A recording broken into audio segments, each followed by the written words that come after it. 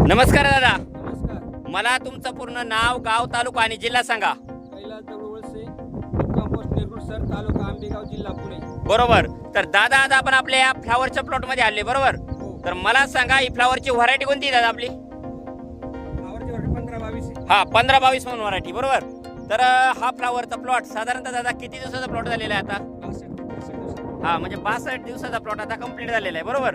तर फ्लावर या पिकासाठी तुम्ही यावर्षी थोडासा बदल करून आपली जे ऑर्गॅनिक कार्बनयुक्त दाणेदार खत आहेत त्याच्यामध्ये गोदावरी, कृषी समृद्धी, सिलिकॉन, पीडीएम पोटॅश, प्रोम, कृषी मॅक्स आणि निंबोळी पेंट हे तुम्ही काय केलेले आहे, ज्या प्रेडला आपण फ्लावरला भर मारतो त्या प्रेडला आपली ऑर्गॅनिक कार्बनयुक्त दाणेदार खत तुम्ही ती खाली टाकलेली, बरोबर.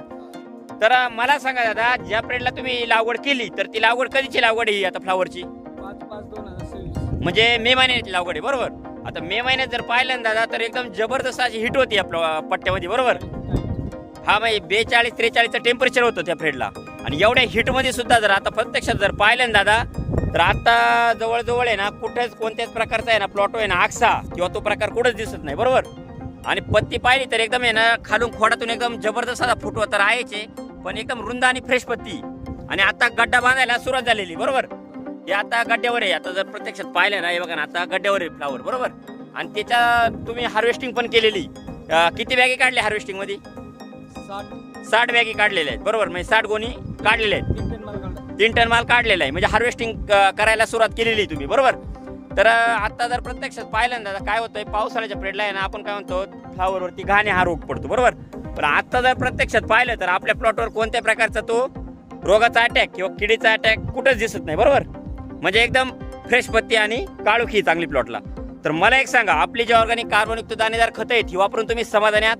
100% समाधान. हा, इतर शेतकऱ्यांना तुमचं जे आपले ऑर्गॅनिक कार्बनयुक्त दाणेदार खतांबद्दल काय सल्ला असेल दादा? मी सल्ला देतो काय प्रत्येकाला. हा म्हणजे काय सल्ला असेल बा थोडक्यात? ऑर्गॅनिक खतं घ्या, वैष्णवची अग्रोची खतं घ्या. बरोबर. काय होतं दादा, एक नंबर result आहे. बरोबर. ऊसाला वापरू शकतो. म्हणजे टोटल पिकांसाठी ही खतं आहे ना सगळ्या टोटल सर्व पिकांसाठी चालतात दादा.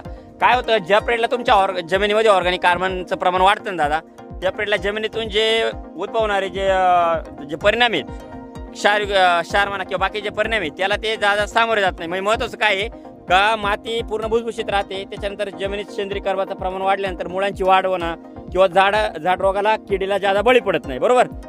सेंद्रिय शेती आजकाल काळाची गरज आहे. तर मला एक सांगा, आपली जे ऑर्गॅनिक कार्बनयुक्त दाणेदार खत आहे ती वापरून तुम्ही समाधानी आहात? 100% समाधान. हा, धन्यवाद तुम्ही दिलेल्या माहितीबद्दल.